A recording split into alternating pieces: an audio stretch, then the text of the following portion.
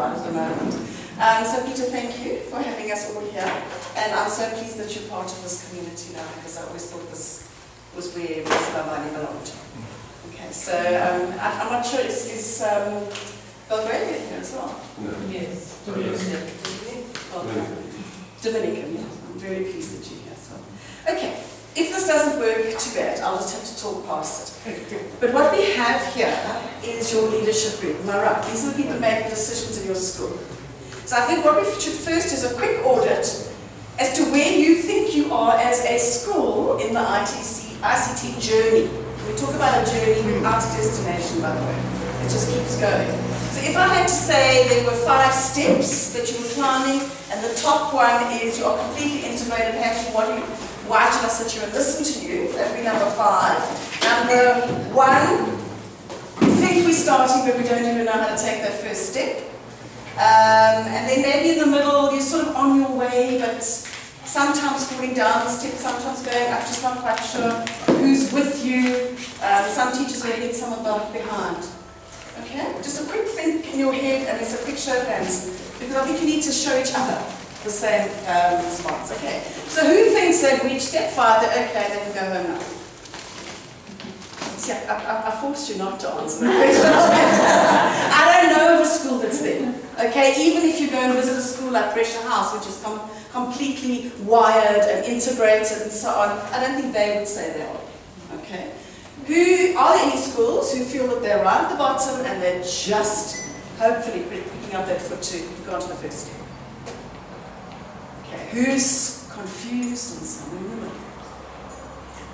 Is there a basement level? Maybe step 3, step 1, and Step 3. you're at the bottom. I don't think you are actually. And those that didn't put up their hands? Frustrated. Frustrated. Alright, if I said to you that if you go back a few years and you decided you were going to bring technology into your school, that you were excited, it was a wonderful prospect ahead of you, maybe a bit nervous, but you were going to go on this journey and things were all going to fall into place as you went along. Does that sound familiar? Yes. And then on the way, what has happened is either it hasn't happened, maybe you spent a huge amount of money. Anybody worried about how much money they've invested in it and they're not sure whether they're getting anything out of it? That can happen. Or maybe you've changed your mind, or technology has changed along the way. And many of us started in the computer lab era, didn't we? And now we've suddenly faced all these schools that are integrating tablets into a mobile into their classroom, and kind of where do we fit in that? Okay, so I think one of the issues, and even if this doesn't come up, it doesn't matter, I'll just go through the same issues, because I'm going to just throw out to you some ideas that you as leaders need to start considering, discussing, as the department is interrogating.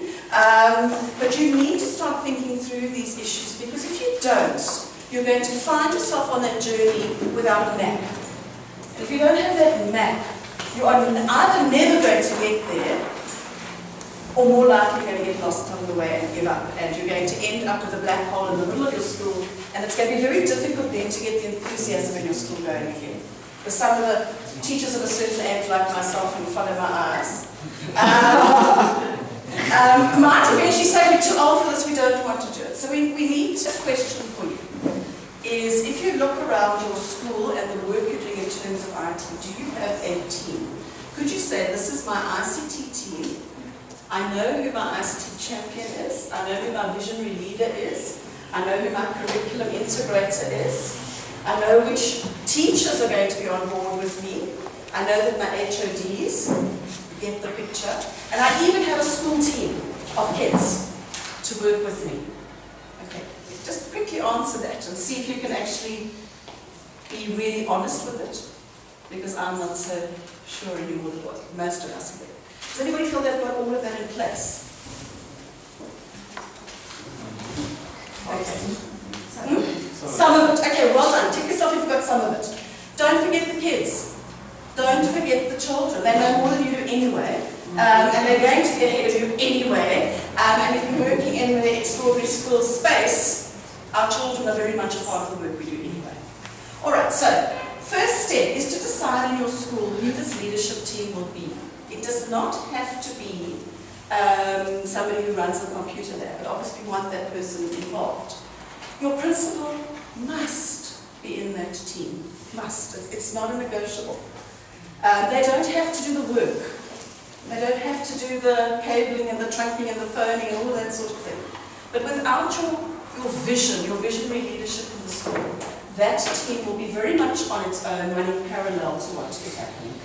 Okay. So we suggest that first. That would be the first thing to look at.